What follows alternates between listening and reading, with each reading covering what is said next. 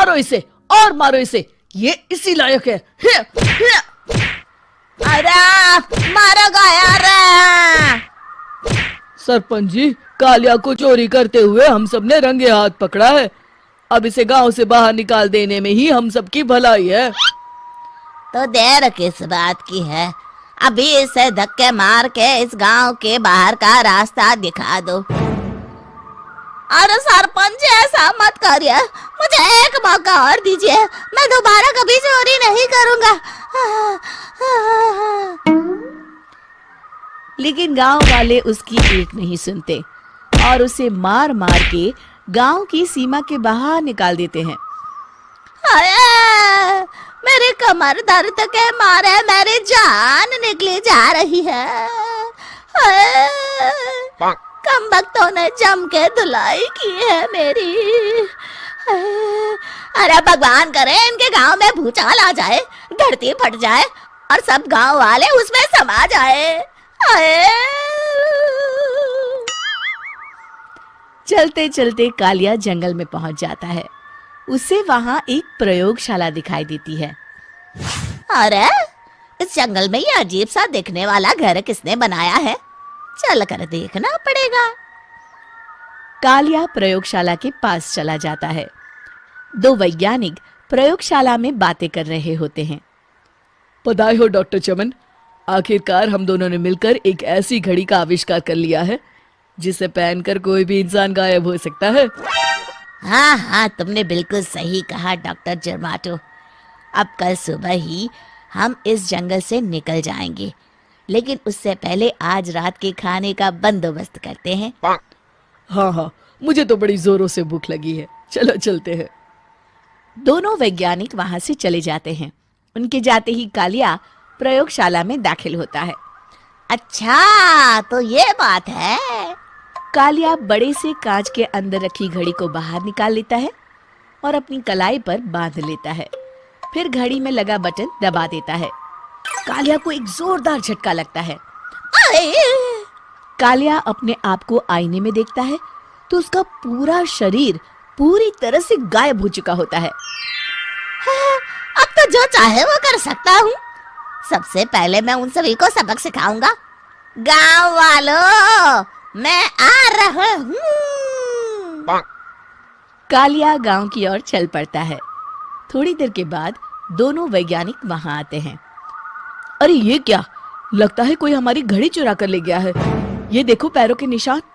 अब क्या होगा, अगर वो घड़ी किसी गलत हाथों में पड़ गई तो अनर्थ हो जाएगा।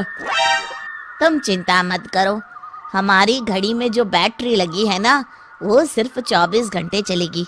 उसके बाद वो घड़ी काम करना बंद कर देगी। उधर दूसरी तरफ गांव में सरपंच अपने घर में सो रहा होता है। तभी एक आहट से उसकी नींद खुल जाती है। अरे कौन है वहाँ? बड़े मजे से सो रहा है, आज मैं तुझे नहीं छोड़ूंगा।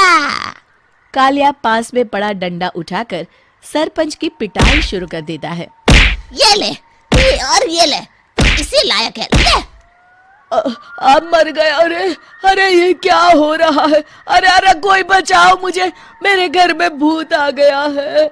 सही कहा, मैं भूत ही तो हूँ, ये ले।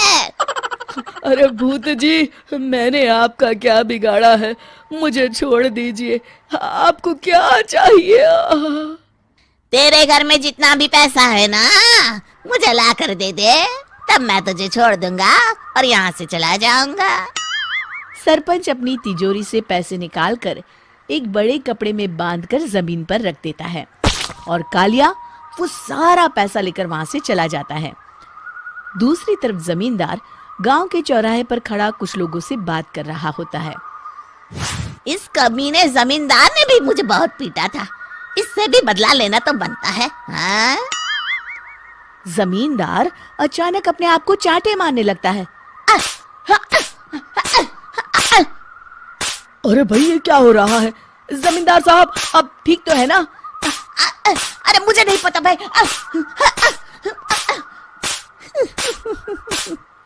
अरे मर गए रे, ये तो पक्का किसी भूत प्रेत का काम है।